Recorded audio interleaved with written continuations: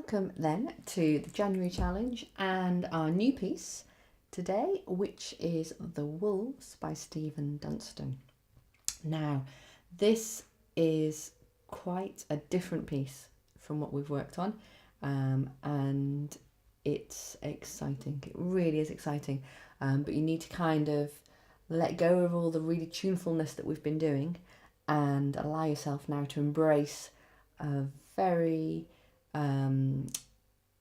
sort of modern. It's challenging, and it's challenging for the listener, but not in a oh gosh, I can't listen to this kind of way. It's really exciting, and it's such good fun to play. Because of the nature of this piece, I'm actually going to play it all the way through for you now so that you can hear the whole thing, and I think that's going to be important to get an overview of what you're working towards with this piece, because as we work in it in sections on some of our other pieces, when we do that, it's absolutely fine. The 8 bars that we do, or the 4 bars depending on how tricky it is, we can sort of feel the tune, we can feel the phrasing. On this one I want you to hear the whole thing so that you know how it all adds up together. Okay, so I will give it my best shot to play through it now. You have to pardon the voice. I have this cold that's going around. So lever-wise on this one, we have A natural and B natural, and we've got an E flat. Okay, A natural, B natural, and an E flat. And then we've got an F sharp and a G sharp. So for my harp, I'm tuned normally to E flat when I've got my levers off. So on my harp, I've got 4 levers on in a row: F sharp, G sharp, A and B. And then I've got 3 levers off. That's my C natural, my D natural, and my E flat. Okay, so that's how it looks on my harp. If your harp is tuned to 4 flats, then you would also need to have your D lever on to make it a D natural. But otherwise that works quite nicely. So actually, although it's an unusual tuning, the pattern of getting your harp in key is quite straightforward and looks quite pleasing to the eye to sort it out. So without further ado, this is The Wolves.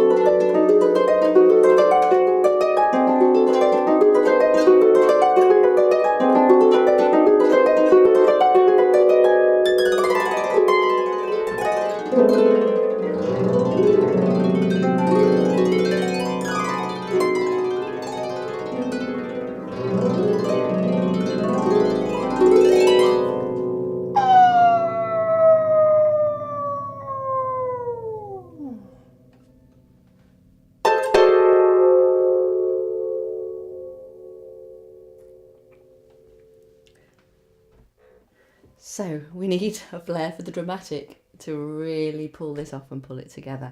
Now, Stephen does tell me that the howls are completely optional. I think they really add to it if you can have the confidence to do it. And it is so much fun to howl into the back of your harp and hear all those strings resonate in sympathy with those noises that you make. Okay, so I'm just howling into the sound box through the hole at the top there. And it's good fun.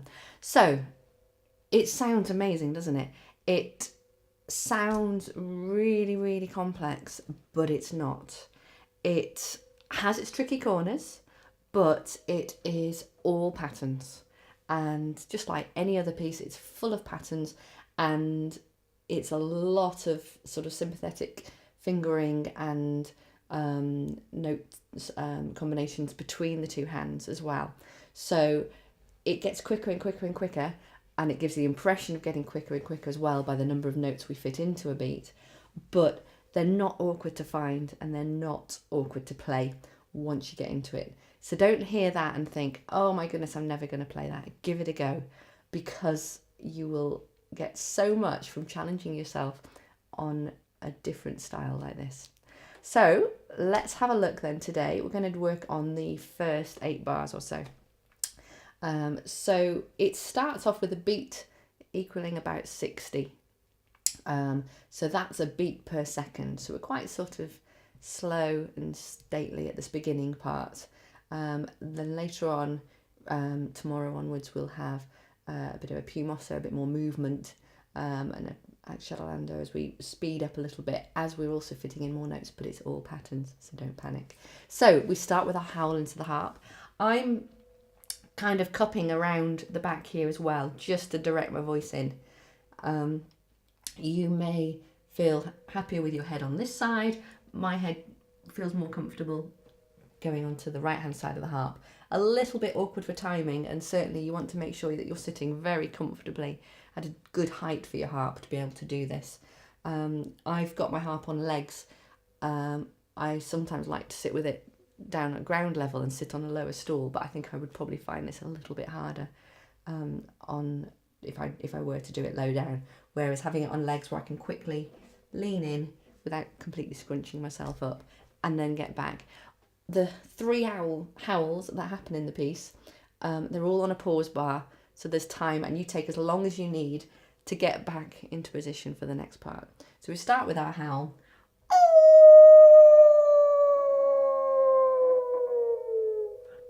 Maybe the slightly croaky voice works even better for that today. Then we've got this glissando down, okay? It's pianissimo, triple P, so it's as quiet as you possibly can, but still being audible. Don't tickle it, but really as if it's right away in the distance. And it starts on the top A on your harp. On my 34 string harp, it's the very highest string, so it's dead easy for me to find. Doing it with my thumb. Personally, I would get ready with my left hand finger on the last note, which is a B, an octave and a bit below middle C. And I would play that last note with this one, not to emphasize it, but just so that I end in the right place and end with a nice clean sound. So this first glissando happens over the course of 2 beats. So if I did 3, 4, 3, 4. The next one starts on a low F sharp. It's my lowest black string on my harp, and it goes all the way up to an E flat at the top. So again, I'm going to get my hand ready on that E flat to play that. 3, 4, 3, 4. Then we've got 4 harmonics. I didn't quite hit all of these when I played them for you now. I think I was okay on these ones. The next set I didn't quite hit. Harmonics in left-hand ones, you could do the first couple in your right if you felt more comfortable. Because of where they are on the harp and because there's 4 of them, I quite like doing them all with one hand.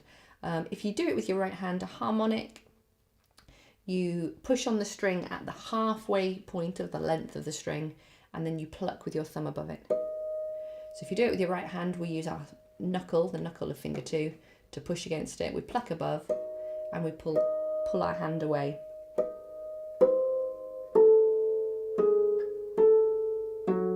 Okay, and the 4 notes are the E flat, jump over 1 to the C, jump over 1 to the A, jump it over one to the F sharp.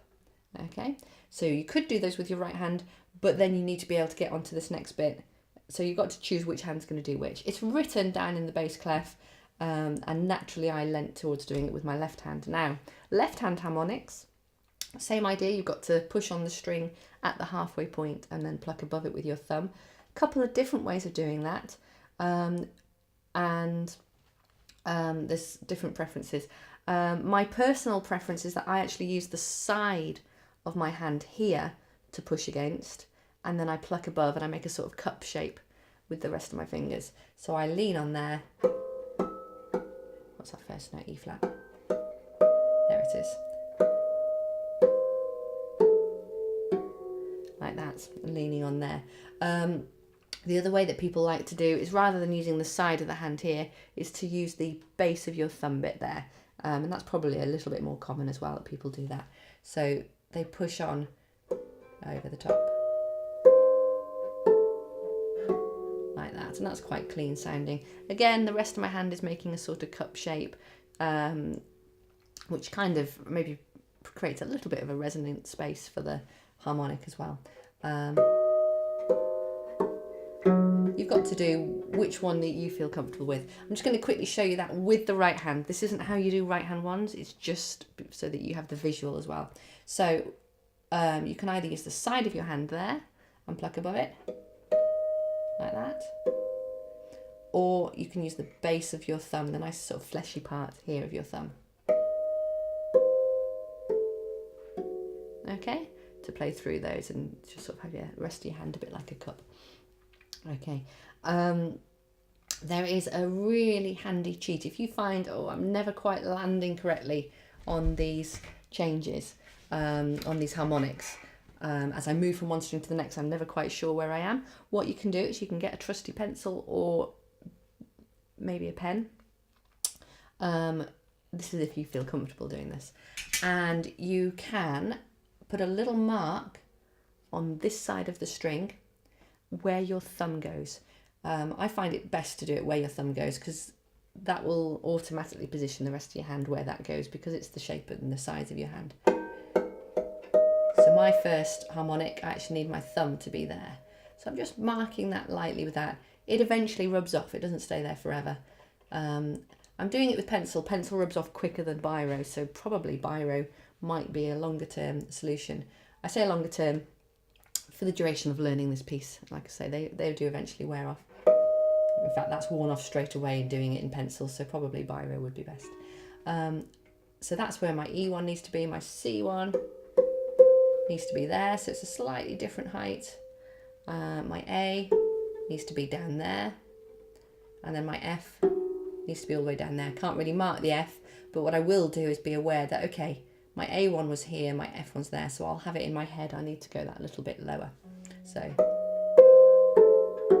yeah, and if you do that with biro rather than pencil, that might mark it on long enough to be reliable to be there as you're practicing the piece. And that's quite handy for landing much more cleanly on those notes. So having done those 4 harmonics down, we answer it with, it's actually 4 notes in a row. On the music, it looks a bit sort of difficult to get your head around at first, because you've got 2 quavers and the stem pointing up, and 2 quavers with the stem pointing down, but they're all sort of sharing the same space. They are happening at exactly the same time. Okay, so it's all 4 notes, and we've got this triplet sign over it. So we do, so if you imagine that in the space of that beat there were 3 quavers, you're playing on the first quaver and on the second quaver. So it just means that you're going to move on to that second chord that little bit quicker than if it was just 2 straight quavers.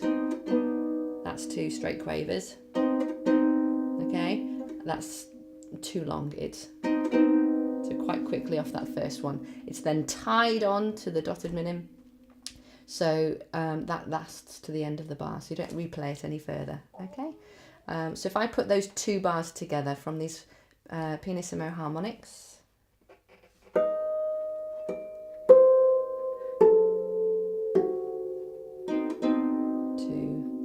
3, 4, and then we're into our next glissando.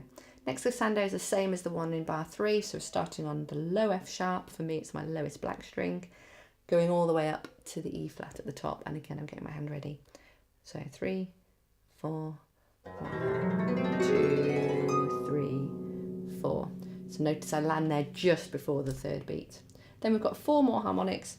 Before it was these 4 notes, E, C, A, F. Just move that down one, it's now D, B, G sharp and E, which for me means that my last one's going to be on a metal string. Exactly the same hand shape, but just being a little bit aware that the clarity of finding that can be a little bit tougher, and keeping an eye on the fact that I haven't got a lever on, where my middle line is. The middle line varies depending on whether your lever's on, whether it's off, the fact that you're on a lower, longer string anyway. So it's not just, you don't just keep your thumb in exactly the same place. So if I do D, so that's quite a high positioning, B, G sharp, and then there's my E there. Okay, and again I might mark those up with a bit of biro. So D, B, G sharp, E flat, and that's answered in the top hand by 4 notes, and the thumb's on the red there, and it's the same rhythm. 2, 3, 4. Okay, so with these last notes there, if you just know, okay, I'm going to land on the red and have 4 in a row, rather than worrying, okay, what notes have I got? I've got a G sharp and a B, oh, and there's an A and there's a C. So just knowing that I'm going to be on that C with my thumb, having the 4 notes in a row. So if we put all of that together then for today's learning from the beginning.